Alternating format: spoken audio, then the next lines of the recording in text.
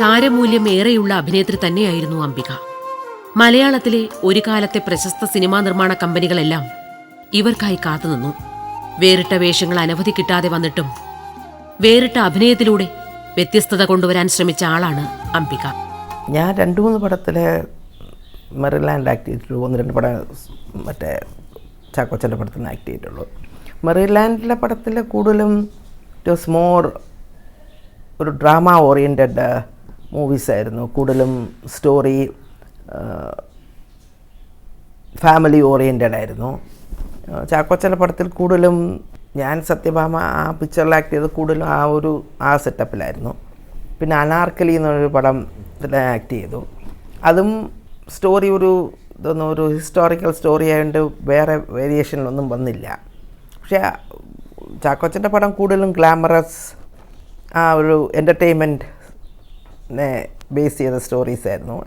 So ജനങ്ങൾക്ക് പടം release ചെയ്യാൻ എൻ്റർടൈൻമെൻറ്റ് കാണണമെങ്കിൽ ചാക്കോച്ചൻ്റെ പടം, ഡ്രാമ കാണണമെങ്കിൽ അപ്പോൾ അവർക്ക് ചോയ്സ് ഉണ്ടായിരുന്നു. പിന്നെ അതിന് ശേഷം ഒരുപാട് പ്രൊഡ്യൂസേഴ്സ് വന്നു. ചന്ദ്രധാര പ്രൊഡക്ഷൻ. പിന്നെ മെയിൻ നല്ല ഡ്രാമയായിട്ട് പോയി അതെല്ലാം കുറച്ച് ദിവസം കഴിഞ്ഞാൽ മാസങ്ങൾ കഴിഞ്ഞാൽ സിനിമയാവുമായിരുന്നു. അങ്ങനെയായിരുന്നു മുടിയനായ പുത്രൻ, തോപ്പിൽ ബാസിയുടെ, അന്ന് അവരുടെ എല്ലാം ഹിറ്റ് ഡ്രാമകളായിരുന്നു. അതുപോലെ കണ്ടം വെച്ച കോട്ട എന്ന് ഫസ്റ്റ് മലയാളത്തിൽ കളർ എന്ന് പറഞ്ഞ് എടുത്ത പടം, അതെല്ലാം ഹിറ്റ് ഡ്രാമകളായിരുന്നു. അപ്പോൾ അതുകൊണ്ട് ആ സെറ്റപ്പിൽ വെച്ച് ഞാൻ ഡ്രാമ കണ്ടിട്ടില്ല, പക്ഷേ ആ സ്റ്റൈലിൽ തന്നെ അങ്ങനെ പോകുമായിരുന്നു. ഇന്ന് കുറച്ചുകൂടെ ആർട്ടിസ്റ്റിന് കൂടുതൽ ആക്ടിങ്ങിൽ ആണ് ആർട്ടിസ്റ്റ് നിലനിന്നത്. മറ്റേ ടാലൻറ്റുകൾ വലുതായിട്ട് മെയിൻ ഒരു ആർട്ടിസ്റ്റ് ആക്ടിങ് കപ്പാസിറ്റി ആയിരുന്നു മെയിൻ. ഒരു ആർട്ടിസ്റ്റ് എന്ന് പറഞ്ഞാൽ ആക്ടിങ് മാത്രമേ നോക്കുന്നുള്ളൂ. ഇപ്പം കൂടുതൽ ഗ്ലാമർ, അന്നൊന്നും അധികം ഗ്ലാമറിന് അങ്ങനെ ഇമ്പോർട്ടൻസ് ഇല്ലായിരുന്നു. ഉണ്ടായിരുന്നു, പക്ഷേ നോട്ട് ഇപ്പോഴത്തെ അത്രയും ഇല്ല. അന്ന് പിന്നെ ഔട്ട്ഡോർ കുറച്ച് നമ്മൾ പോകുന്നേ ഉള്ളൂ. അപ്പം വന്ന് ആളുകൾ വന്ന് പറയും, ചേച്ചിയുടെ കഥാപാത്രം കൊണ്ട് ഞങ്ങൾ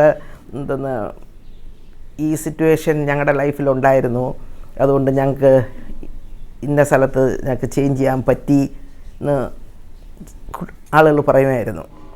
ബിക്കോസ് അന്നെല്ലാം സിനിമ എപ്പോഴും ഒരു ഹാപ്പി എൻഡിങ് ആണ്. വളരെ കുറച്ച് സിനിമകളെ ഒരു ട്രാജഡി.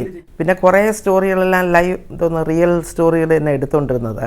പക്ഷേ മിക്കവാറും ഇത് നല്ലത് ചെയ്താൽ നല്ലത് ആണ് റിസൾട്ട്.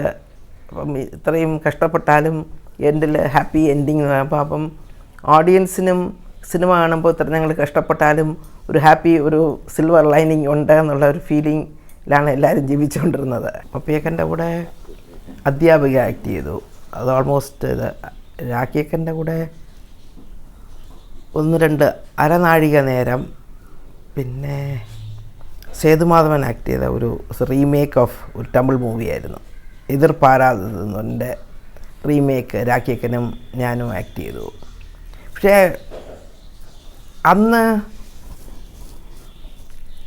ഫിലിം ആർട്ടിസ്റ്റുകളിൽ അങ്ങനെ ഒരു ജാടയൊന്നും ഇല്ലായിരുന്നു. ആൻഡ് മോറോവർ പപ്പിയക്കന് ഞങ്ങളെ ഒരു ഫാമിലി ആയിട്ട് കഴിഞ്ഞുകൊണ്ട് അങ്ങനെ ഞങ്ങൾ വലിയ ആർട്ടിസ്റ്റാണെന്ന് അത് ഇന്ന് വരെ ഷീ ഡിഡ്ന്റ് ഹാവ് ദാറ്റ്. അവരാർക്കും ഇല്ലായിരുന്നു. ഞാൻ ഇൻഡസ്ട്രിയിൽ വന്ന് കുറച്ച് കഴിഞ്ഞപ്പോൾ രാഖിയക്കൻ ആക്ട് ചെയ്തുകൊണ്ടിരുന്നു. പിന്നെ ദെൻ ഷീ ഗോട്ട് മാരീഡ് പോയി. പിന്നെ പപ്പിയക്കൻ കൂടുതലും തമിഴ് ഇൻഡസ്ട്രിയിൽ വർക്ക് ചെയ്ത ആർട്ടിസ്റ്റാണ്. അപ്പം അങ്ങനെ അതുകൊണ്ട് അങ്ങനെ അവർക്ക് കൊടുത്ത റോൾ എനിക്ക് അങ്ങനെ ഇല്ലായിരുന്നു. കണ്ണും കരലും മാത്രം രാഖിയക്കൻ ആക്ട് ചെയ്യാൻ ഇരുന്നു, പക്ഷേ ഗോട്ട് മാരീഡ്. അപ്പം അതുകൊണ്ട് ഞാൻ ആക്ട് ചെയ്തു.